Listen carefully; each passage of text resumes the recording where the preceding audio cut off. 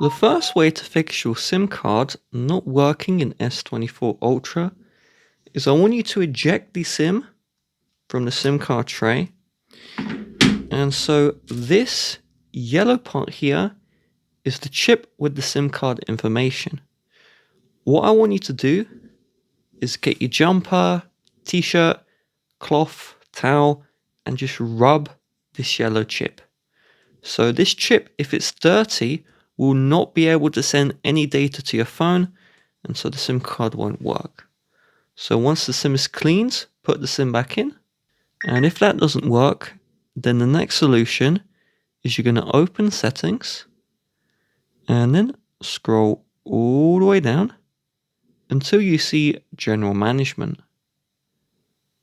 Then scroll down again and tap reset. I want you to reset the mobile network settings. So tap into this, tap reset settings, enter your login, and tap reset one more time. Then just restart your Samsung and everything should work.